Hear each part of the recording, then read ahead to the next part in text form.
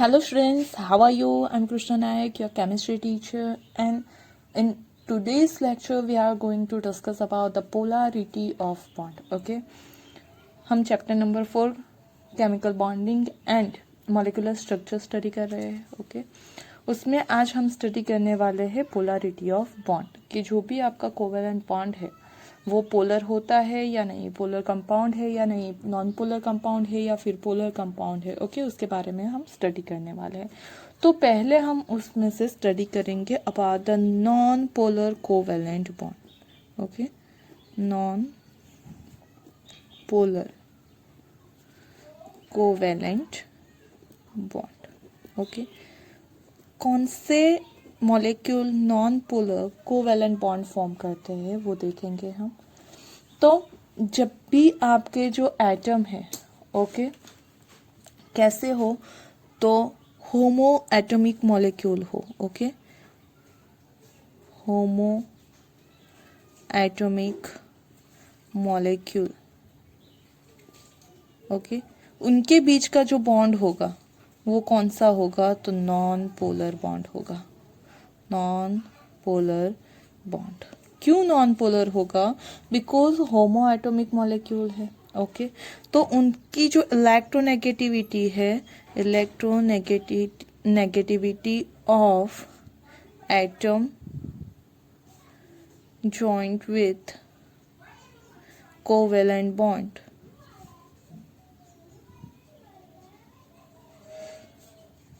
negativity of atoms joined with covalent bond are same. Okay, and due to that वो कौन से होंगे, non polar. Suppose के आपके पास है hydrogen molecule. Okay, H2 molecule. तो हमें पता है हाइड्रोजन में क्या होता है, एक इलेक्ट्रॉन एक हाइड्रोजन शेयर करता है, दूसरा हाइड्रोजन दूसरा एक क्या करता है, इलेक्ट्रॉन शेयर करता है. उनके बीच में जो ये बॉन्ड है, ओके, बॉन्ड के इलेक्ट्रॉन है वो कैसे होंगे, तो सिमेट्रिकल होंगे. ओके, सिमेट्रिकल डिस्ट्रीब्यूटेड इलेक्ट्रॉन होंगे. यहाँ पे क्या होगा, तो सिमेट्रिकल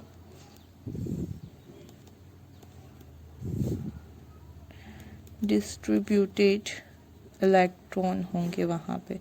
ओके, अगर सिमेट्रिकल डिस्ट्रीब्यूटेड इलेक्ट्रॉन है मतलब यहाँ पे ना ये दोनों के ऊपर कोई चार्ज फॉर्म होगा नहीं. अगर there is no formation of any charge then it is known as a non polar bond. Non polar bond किसे बोलते हैं, जब मॉलिक्यूल फॉर्म होता है, ओके, उनके बीच में कोवेलेंट बॉन्ड प्रेजेंट है और उनके ऊपर कोई चार्ज जनरेट नहीं हो रहा है, उसके इलेक्ट्रॉन सिमेट्रिकल डिस्ट्रीब्यूट होते हैं दोनों एटम के बीच में, तो उसे बोला जाता है non polar covalent bond. Okay, और भी एग्जांपल है N2, Cl2, O2. तो ये सारे कैसे हैं, होमो atomic molecule.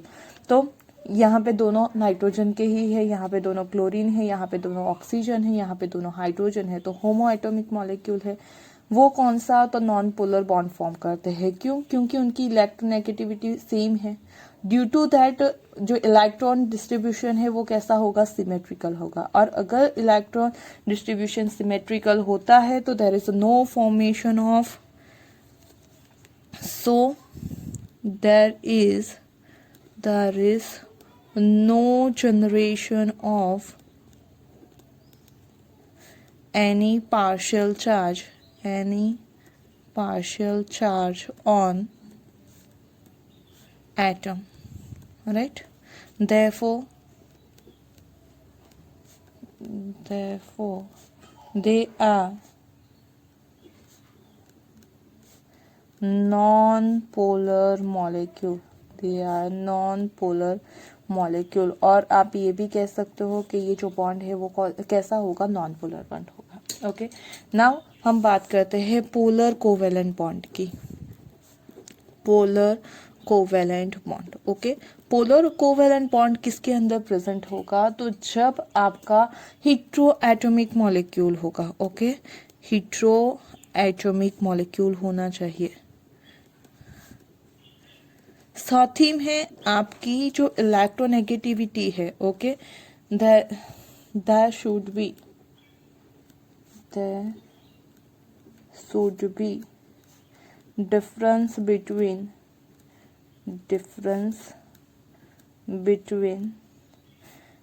electronegativity of two atoms which are joined with covalent bond. Okay, कि वहां पे इलेक्ट्रोनेगेटिविटी का डिफरेंस होना चाहिए। उससे क्या होगा, due to electronegativity difference said electron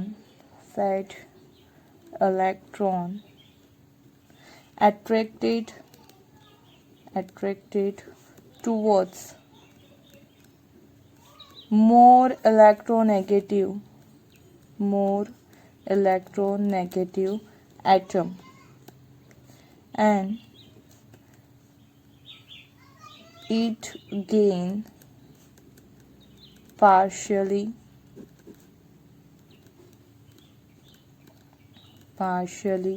negative charge while other atom gain partially positive charge। Okay, क्या होगा, तो जब आपका हेटेरोएटॉमिक मॉलिक्यूल है, हम एग्जांपल लेते हैं H2O का। ओके, तो हमें पता है H2O में क्या होता है, जो ऑक्सीजन है, हाइड्रोजन है। तो यहाँ पे हाइड्रोजन एक इलेक्ट्रॉन शेयर करता है, ऑक्सीजन एक शेयर करता है। ये हाइड्रोजन भी एक करेगा, ये ऑक्सीजन भी एक करेगा, और बाकी के उसके होंगे दो lone pair of electron. Now we know that कि यहाँ पे जो इलेक्ट्रोनेगेटिविटी है वो ऑक्सीजन की काफ़ी ज़्यादा होती है। ओके, ये इलेक्ट्रोनेगेटिविटी ऑक्सीजन की काफ़ी ज़्यादा होती है। उस वजह से क्या होगा, तो एक्चुअली ये शेयरिंग से बॉन्ड फॉर्म हुआ है, तो दोनों के बीच में रहना चाहिए। लेकिन ऐसा ना हो के वो इलेक्ट्रॉन की साइड, ये इलेक्ट्रॉन क्या होंगे, तो थोड़ा सा अट्रैक्ट होके रहेंगे। ओके, इलेक्ट्रॉन की साइड क्या होंगे, तो थोड़ा सा अट्रैक्ट होके रहेंगे। मतलब ये अगर आप यहाँ पे दिखाओ तो ये OH और ये जो बॉन्ड के इलेक्ट्रॉन है वो किसकी तरफ, तो ऑक्सीजन की तरफ थोड़ा सा अट्रैक्ट होते रहते हैं। ओके, तो उस वजह से यहाँ पे इलेक्ट्रॉन की डेंसिटी बढ़ जाएगी, ऑक्सीजन के ऊपर क्या होगा, इलेक्ट्रॉन की डेंसिटी बढ़ेगा। क्यों, क्योंकि ये बॉन्ड के इलेक्ट्रॉन को खुद की तरफ अट्रैक्ट कर रहा है, तो उस वजह से उसके ऊपर आ जाए पार्शियली नेगेटिव चार्ज। हाइड्रोजन के ऊपर से, हाइड्रोजन से इलेक्ट्रॉन दूर जा रहा है, मतलब इलेक्ट्रॉन डेंसिटी कम हो रही है, तो there is a formation of positive charge. Okay, partially positive charge generate होगा on the less electronegative element and partially negative charge will be generated on more electronegative element. तो ये जो OH बॉन्ड है, okay, OH bond, उसे बोलेंगे हम polar bond. Okay, उसे क्या बोलेंगे हम, पोलर बॉन्ड। और ये सिचुएशन है, उसे क्या बोलते हैं हम, पोलारिटी। ओके, ये चार्ज फॉर्मेशन की जो सिचुएशन है उसे बोलते हैं पोलारिटी। ये मॉलिक्यूल कैसा हो जाएगा, तो पोलर मॉलिक्यूल हो जाएगा। Okay, polar molecule. आई बात समझ में, मतलब जब भी there is a difference between electronegativity of two elements, तो वहां पे पार्शियली नेगेटिव डिफरेंस होगा इलेक्ट्रोनेगेटिविटी का। ओके, तो जो आपका मोर इलेक्ट्रोनेगेटिव है उसके ऊपर पार्शियली नेगेटिव चार्ज होगा, और जो लेस इलेक्ट्रोनेगेटिव है उसके ऊपर पार्शियली पॉजिटिव चार्ज जनरेट होगा। ओके, मतलब यहाँ पे हाइड्रोजन के ऊपर पॉजिटिव, क्योंकि वो लेस इलेक्ट्रोनेगेटिव है, ऑक्सीजन के ऊपर पार्शियली नेगेटिव चार्ज जनरेट होगा, और उसी को बोलते हैं पोलारिटी ऑफ बॉन्ड, और पोलर बॉन्ड भी बोल सकते हैं। ओके, और हम इस मॉलिक्यूल को क्या कहेंगे, तो polar molecule. Okay, polarity of bond और पोलर बॉन्ड, और ये जो H2O है वो क्या कहलाएगा, पोलर मॉलिक्यूल। अदर एग्जांपल हम देख लेते हैं, तो NH3, वहां पे भी सेम होगा कि नाइट्रोजन की इलेक्ट्रोनेगेटिविटी हाइड्रोजन से ज्यादा है। इन दैट केस वो बॉन्ड कैसा होगा, तो पार्शियली नाइट्रोजन के ऊपर नेगेटिव चार्ज आएगा और हाइड्रोजन के ऊपर पॉजिटिव चार्ज आएगा। जिन बॉन्ड के इलेक्ट्रॉन होंगे वो नाइट्रोजन की तरफ अट्रैक्ट होके रहेंगे। ओके, दूसरा एग्जांपल ले लो HCl। ओके, तो HCl में जो आपका Cl है उसके ऊपर नेगेटिव और हाइड्रोजन के ऊपर पॉजिटिव पार्ट आएगा। क्यों? क्योंकि Cl की इलेक्ट्रोनेगेटिविटी ज़्यादा है तो वो बॉन्ड के इलेक्ट्रॉन को क्या खुद की तरफ अट्रैक्ट करके रखेगा। ओके, आई बात समझ में? तो ये हो गया आपका पोलर कोवेलेंट बॉन्ड। इसे क्या बोलते हैं? Polar covalent bond. कब फॉर्म होता है? जब हेटेरोएटॉमिक मॉलिक्यूल है और उसमें भी इलेक्ट्रोनेगेटिविटी का डिफरेंस होना चाहिए। दो एटम के बीच में इलेक्ट्रोनेगेटिविटी का डिफरेंस होना चाहिए। ओके, नाउ हमने स्टार्टिंग में देखा था कि दो तरह के बॉन्ड होते हैं, ionic bond and covalent bond. Okay, covalent में हमने कोऑर्डिनेट कोवेलेंट भी देखा था, लेकिन दो तरह से बॉन्ड फॉर्मेशन होती है। एक तो होती है formation by the transfer of electron और एक होती है sharing of the electron. Okay, तो जो शेयरिंग से बॉन्ड फॉर्म होता है उसे कोवेलेंट बोलते हैं बॉन्ड, और जो आपके ट्रांसफर ऑफ इलेक्ट्रॉन से फॉर्म होता है उसे आयनिक बॉन्ड बोलते हैं। लेकिन कोई भी बॉन्ड ना तो पूरी तरह से आयनिक होता है ना तो पूरी तरह से कोवेलेंट होता है। सारे कोवेलेंट बॉन्ड में भी कुछ ना कुछ आयनिक कैरेक्टर प्रेजेंट होता है और सारे आयनिक बॉन्ड में भी कुछ ना कुछ कोवेलेंट कैरेक्टर प्रेजेंट होता है। ओके, तो हमें आज देखना है पहले partial ionic character of covalent bond. Okay, जो हमारे कोवेलेंट बॉन्ड है उसके बीच का हमें क्या देखना है? पार्शियल आयनिक कैरेक्टर। मतलब कोवेलेंट बॉन्ड में भी आयनिक कैरेक्टर प्रेजेंट होता है। ओके, तो ये जो कोवेलेंट बॉन्ड है उसके अंदर जो पार्शियल आयनिक कैरेक्टर है वो किसके ऊपर डिपेंड करता है? तो वो पार्शियल आयनिक कैरेक्टर डिपेंड करता है, आयनिक character is directly proportional to difference in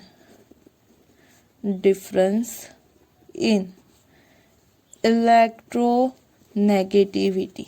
okay, जो एटम है दो उनके बीच की इलेक्ट्रोनेगेटिविटी के डिफरेंस के डायरेक्टली प्रोपोर्शनल में होगा आयनिक character. Okay, suppose you having a HF, HCl, HI।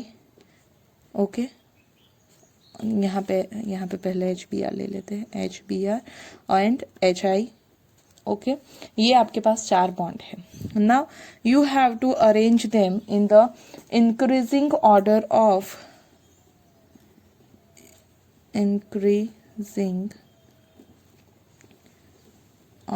Of ionic character. Okay, आपके पास ये मॉलिक्यूल है, HF है, HCl है, HBr है और HI है। उसे आपको आयनिक कैरेक्टर के इंक्रीजिंग ऑर्डर में लिखना है। मतलब सबसे कम आयनिक कैरेक्टर जिसका होगा उसे आपको फर्स्ट लिखना है, आफ्टर दैट जिसका होगा उसे बढ़ते जाना है। ओके, उसके ऑर्डर में लिखना है। नाउ यहाँ पे हमें पहले कैसे पता चलेगा कि किसके अंदर आयनिक कैरेक्टर ज़्यादा है? तो हमने क्या बोला कि जब डिफरेंस इन द इलेक्ट्रोनेगेटिविटी ज़्यादा होगा तब आयनिक कैरेक्टर ज़्यादा होगा। अब हमें पता है सबसे ज्यादा मोर इलेक्ट्रोनेगेटिव ये है, साथ में हाइड्रोजन है तो इलेक्ट्रोनेगेटिविटी ऑफ हाइड्रोजन तो सेम है। सबसे ज्यादा इलेक्ट्रोनेगेटिविटी किसकी होती है? इलेक्ट्रोनेगेटिविटी ओके, वो सबसे ज्यादा होता है ये है फ्लोरीन की, then chlorine, then bromine and then iodine. Okay, सबसे ज्यादा इलेक्ट्रोनेगेटिविटी इसकी है। तो इलेक्ट्रोनेगेटिविटी डिफरेंस किसके बीच में होगा? तो सबसे ज्यादा HF के बीच में होगा, फिर HCl, फिर HBr, फिर I। ओके, तो हमें तो increasing order of ionic character लिखना है। ओके, तो वो क्या हो जाएगा? तो आयनिक कैरेक्टर सबसे कम होगा HI का, फिर HBr का, फिर HCl का और फिर HF का।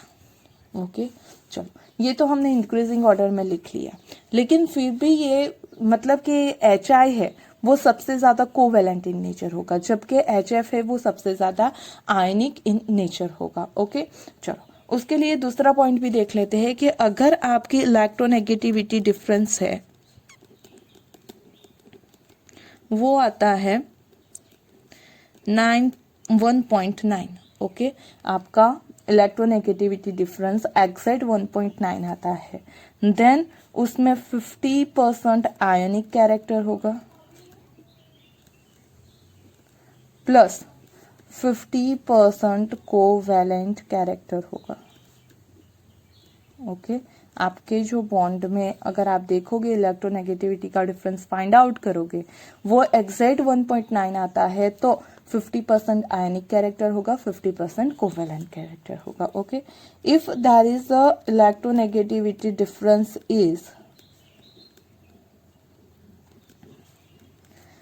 ग्रेटर देन 1.9, ओके 1.9 से ज्यादा होगी, then ionic character will be increased. Ionic character will increase. Okay, and if there is the electronegativity difference is less than 1.9, then ionic character decreases. Okay, means आप किसी भी covalent bond में electronegativity difference देख सकते हो। Okay वो exact 1.9 हुआ तो आयनिक कैरेक्टर और कोवेलेंट कैरेक्टर दोनों 50-50 होंगे। अगर इलेक्ट्रोनेगेटिविटी डिफरेंस 1.9 हुआ तो उसके अंदर आयनिक कैरेक्टर ज्यादा होगा as compare to covalent character. Okay और अगर इलेक्ट्रोनेगेटिविटी डिफरेंस कम हुआ एज कंपेयर टू 1.9 तो उसके अंदर आयनिक कैरेक्टर कम होगा और कोवेलेंट कैरेक्टर ज्यादा होगा। मतलब कोई भी आप कोवेलेंट बॉन्ड लेते हो तो उसके अंदर आयनिक कैरेक्टर भी होता है, लेकिन वो कितना है, कौन सा कैरेक्टर ज्यादा है, वो आप इलेक्ट्रोनेगेटिविटी डिफरेंस के अकॉर्डिंग फाइंड आउट कर सकते हो। ओके आई बात समझ में ना। ये तो हो गया आयनिक character in the covalent bond. अब देखते हैं हम partial covalent character in ionic bond, okay partial covalent character in ionic bond. और ये जो है वो फाइंड आउट होता है बाय द फेजान्स रूल। ओके ये थोड़ा सा इंपॉर्टेंट है टॉपिक आपके लिए, उसके रिलेटेड एमसीक्यू आ सकते हैं। ओके नाउ फेजान रूल क्या है वो देखते हैं। हमें क्या देखना है, तो partially covalent character in the ionic bond. कैसे पार्शियली कोवेलेंट कैरेक्टर फॉर्म होता है, तो वी नो दैट के आयनिक बॉन्ड फॉर्म होता है कैटायन और एनायन के बीच में। ओके जो एनायन है उसकी साइज क्या होती है, ज्यादा होती है एज कम्पेयर टू कैटायन। हमें पता है कैटायन की रेडियस स्मॉल हो जाती है पेरेंट एटम से और एनायन की रेडियस ज्यादा हो जाती है पेरेंट एटम से। मतलब ये आपका एक मॉलिक्यूल है, उनके बीच में फोर्स ऑफ एट्रैक्शन है और कौन सा बॉन्ड है, आयनिक बॉन्ड है। अब यहाँ पे देखो तो यहाँ पे ये आयन में इलेक्ट्रॉन डिस्ट्रीब्यूट हुए हैं। ओके अब ये इलेक्ट्रॉन इस पॉजिटिव चार्ज की तरफ क्या होंगे, अट्रैक्ट होंगे। ये इलेक्ट्रॉन इस चार्ज की तरफ क्या होंगे, अट्रैक्ट होंगे। उस वजह से ये जो आपका एनायन है, ओके एनायन क्या हो जाएगा, आपका डिस्टॉर्ट हो जाएगा। ओके एनायन क्या होगा, due to attraction of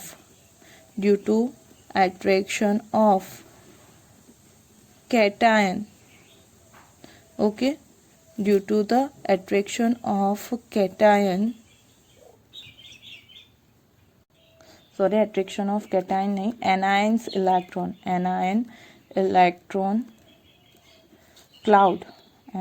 electron cloud towards cation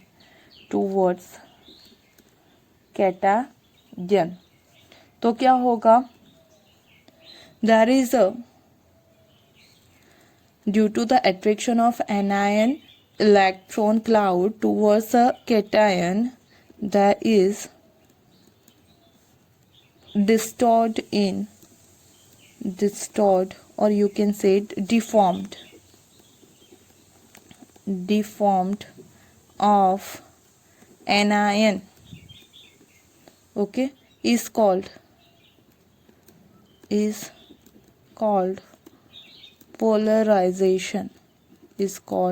polarisation, okay क्या होता है, तो आपका ये जो एनायन है वो कैटायन की तरफ क्या होगा, अट्रैक्ट होगा। अगर वो एनायन कैटायन की तरफ अट्रैक्ट होता है तो एनायन का शेप क्या हो जाएगा, डिस्टॉर्ट हो जाएगा, ओके डिफॉर्म हो जाएगा। कैसे, तो पहले वो स्पेरिकल शेप में था, ओके अब उस अट्रैक्शन की वजह से उसका शेप कुछ ऐसा हो जाएगा।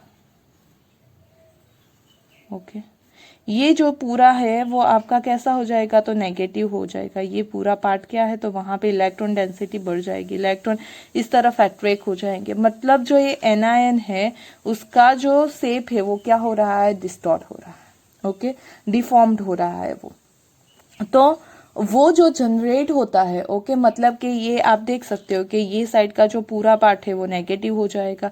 यहाँ पे इलेक्ट्रॉन डेंसिटी हाई होगी, इलेक्ट्रॉन डेंसिटी यहाँ पे हाई हो जाएगी, ओके, और यहाँ इस तरफ इलेक्ट्रॉन डेंसिटी क्या हो जाएगी, लेस हो जाएगी, कम हो जाएगी, ओके, डिक्रीज हो जाएगी।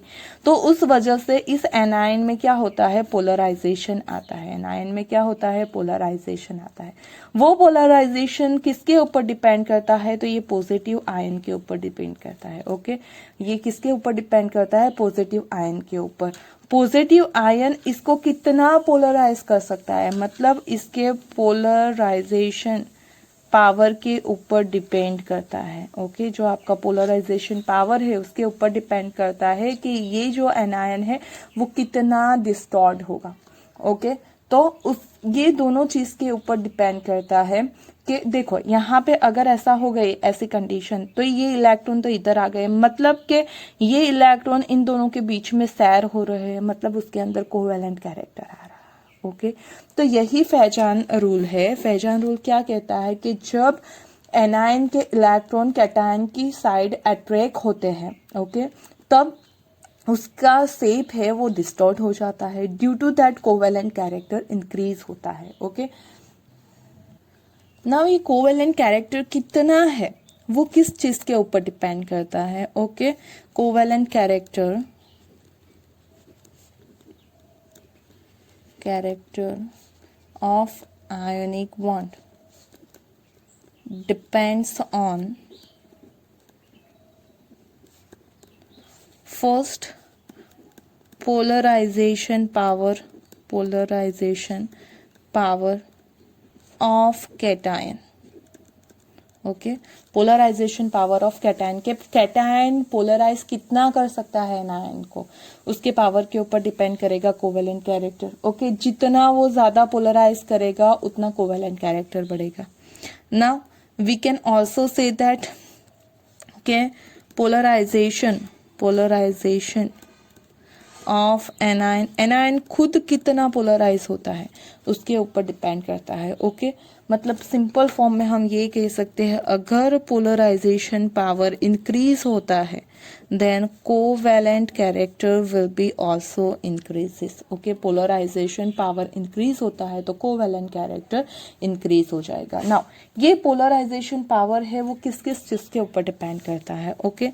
तो first polarization power is inversely proportional to cation size, okay.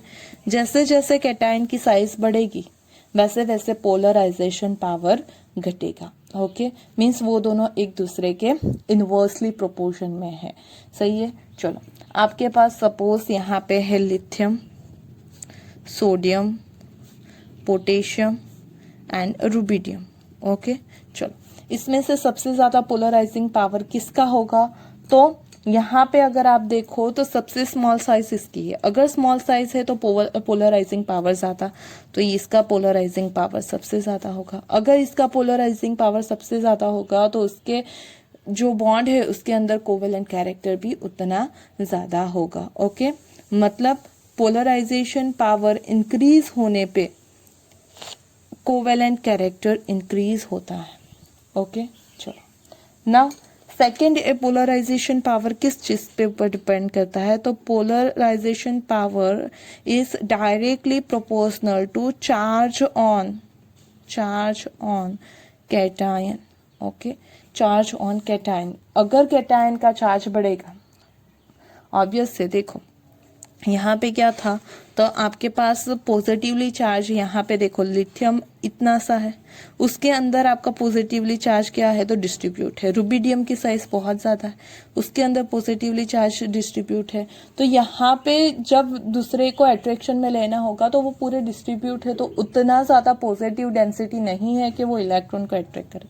यहाँ पे पॉजिटिव डेंसिटी एक छोटे से वॉल्यूम है, उस वजह से वो इजीली अट्रैक्ट कर सकता है, ओके, इलेक्ट्रॉन को, जबकि इतना इजीली नहीं कर सकता है। अब अब यहाँ पे है चार्ज ऑन द कैटायन, तो कैटायन कैसे, तो जैसे जैसे चार्ज बढ़ेगा तो पॉजिटिव डेंसिटी बढ़ेगी, अगर पॉजिटिव डेंसिटी बढ़ेगी तो ऑब्वियस है कि जो आपका पोलराइजिंग पावर है वो भी बढ़ेगा। ओके, नाउ हमारे पास सपोज है Na plus, okay, then Mg+2 and Al+3, right. ये एक ही पीरियड थे, ये एक ही ग्रुप के हमने लिए थे। नाउ यहाँ पे देखो तो यहाँ पे साइज सिमिलर जैसी होंगी, एक ही पीरियड में है तो, लेकिन इसका पावर सबसे ज्यादा है तो इसका पोलराइजिंग पावर भी सबसे ज्यादा होगा। अगर पोलराइजिंग ज्यादा है पावर तो उसका जो आपका कोवेलेंट कैरेक्टर है वो भी एल के कंपाउंड में ज्यादा होगा। Okay, now talk about the polarizing power is also depend on the size of anion. वो साइज ऑफ एनायन के डायरेक्टली प्रोपोर्शन में है। क्यों? क्योंकि अगर एनायन की साइज ज्यादा होगी, ओके, एनायन की साइज ज्यादा है तो इलेक्ट्रॉन जो न्यूक्लियस होता है, ओके, उसका ये अट्रैक्शन उसके ऊपर इतना ज्यादा रहेगा नहीं, वो इजीली ही कैटायन की तरफ क्या हो जाएंगे, अट्रैक्ट हो जाएंगे। ओके, वो इजीली कैटायन की तरफ अट्रैक्ट होंगे, जितनी जितनी साइज बड़ी होगी उतनी। अगर वो इजीली कैटायन की तरफ अट्रैक्ट होते हैं तो पोलराइजेशन भी उसका क्या हो जाएगा, ज्यादा हो जाएगा। मींस पोलराइजेशन बढ़ेगा जैसे जैसे साइज ऑफ एनायन बढ़ेगी वैसे वैसे। ओके, तो if you having a F minus, okay, Cl minus, Br minus and I minus, तो सबसे ज्यादा पोलराइजिंग पावर किसका होगा, I माइनस का, Br minus then F minus. Okay, चलो दूसरा उसी की तरह हम बात कर लेते हैं कि polarizing power also increases with the charge on anion. Anion या कैटायन दोनों आपके है, उसकी अगर चार्ज बढ़ता है तो पोलराइजिंग पावर बढ़ेगा। Okay, suppose you having a F minus, O minus 2 and N minus 3, तीनों एक पीरियड के हैं। यहाँ पे चार्ज सबसे ज्यादा है तो उसका पोलराइजिंग पावर भी सबसे ज्यादा होगा। आई बात समझ में? तो ये सारी चीजें हैं वो फैजान रूल कहता है। फैजान रूल यही कहता है कि जब भी आयनिक बॉन्ड होता है उसके अंदर जो पॉजिटिव चार्ज है उसकी वजह से इलेक्ट्रॉन क्या होंगे, अट्रैक्ट होंगे और आयनायन आपका डिस्टॉर्ट होगा और कोवेलेंट कैरेक्टर बढ़ेगा। वो कोवेलेंट कैरेक्टर पोलराइजिंग पावर के ऊपर डिपेंड करता है और पोलराइजेशन ऑफ एनायन पे डिपेंड करता है। तो ये हमने देख लिया। ओके, वो कैसे कोवेलेंट कैरेक्टर शो करेगा ना। आपको ये देखना है कि आपके जो एलिमेंट है कौन कौन से एलिमेंट है, तो Cu plus, Ag plus, Au plus, Zn+2, okay, Hg+2, उनका पोलराइजेशन पावर सबसे हाई है। They have highest polarization power. Okay, उनके पास हाईएस्ट पोलराइजेशन पावर है। चलो, अब इस पोलराइजेशन पावर के साथ हम ये भी फाइंड आउट कर सकते हैं कि ये जो कोई भी कंपाउंड है उसकी सॉल्युबिलिटी या मेल्टिंग पॉइंट, बॉइलिंग पॉइंट में क्या इफेक्ट होगा। ओके, तो अगर आपका पोलराइजेशन पावर इंक्रीज होता है, ओके, उसका मतलब है कोवेलेंट कैरेक्टर इंक्रीज हो रहा है। ओके, अगर कोवेलेंट कैरेक्टर इंक्रीज हो रहा है उसका मतलब है solubility in the water will be decreases. क्यों? क्योंकि वाटर कैसा है, solubility in water, okay, decrease हो जाएगी। क्यों?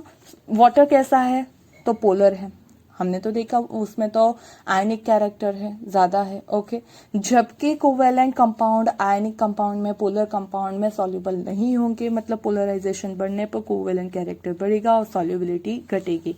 साथ ही में हमने ये भी देखा था ionic compound having a high melting and boiling point, while covalent का boiling point and melting point तो लो होता है, तो melting point and boiling point also going to decreases. Okay, चलो अब कुछ एग्जाम्पल ले लेते हैं। Suppose you have to arrange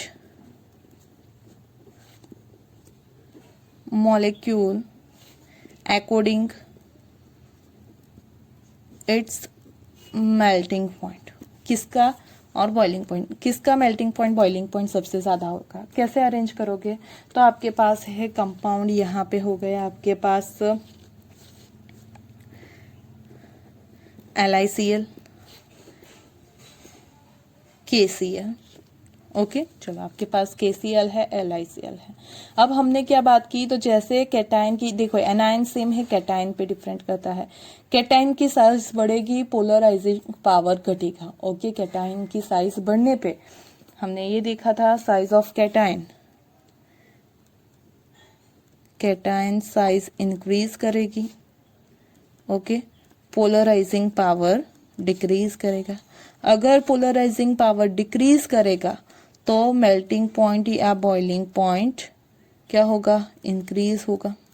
okay चलो, यहाँ पे कैटायन की साइज किसकी ज़्यादा है, इसकी, मतलब उसका मेल्टिंग या बॉइलिंग पॉइंट ज़्यादा हो जाएगा। ओके चलो, दूसरा एग्जांपल लेते हैं। Suppose you having a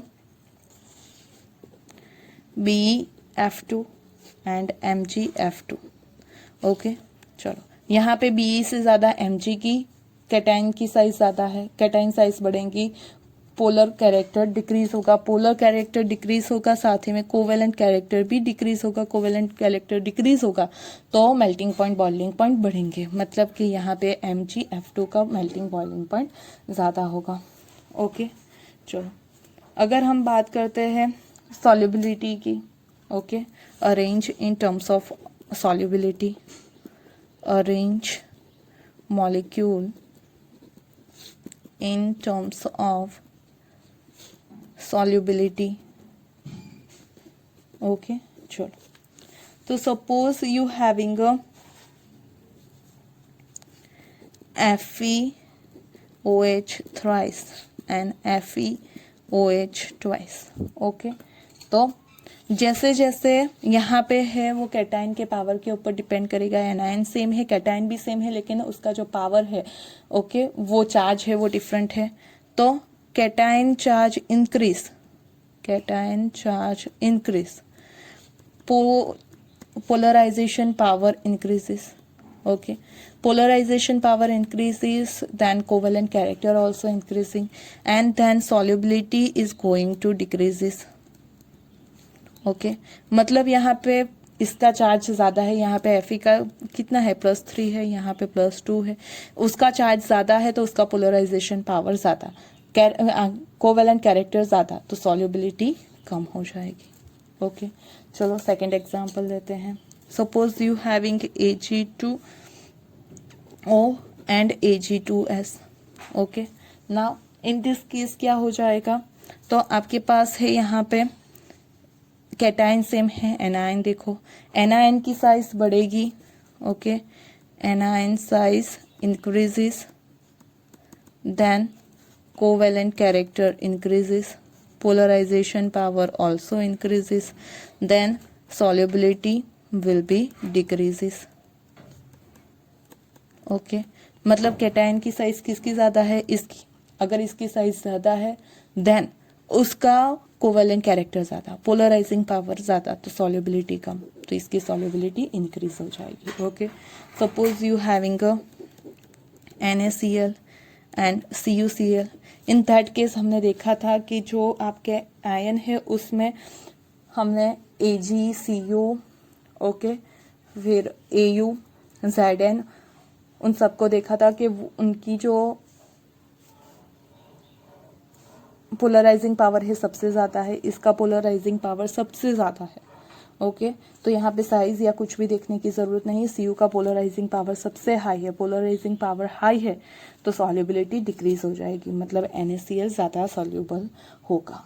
okay, आई बात समझ में? Hope you understand about the polarity of bond and also some partial character, ionic character of the covalent bond and covalent character of the ionic bond and Fajan rule. Okay, now in the next video we are going to discuss about the dipole moment, so please wait for my next video, and if you like this video then don't forget to press like button and subscribe and channel. Thank you.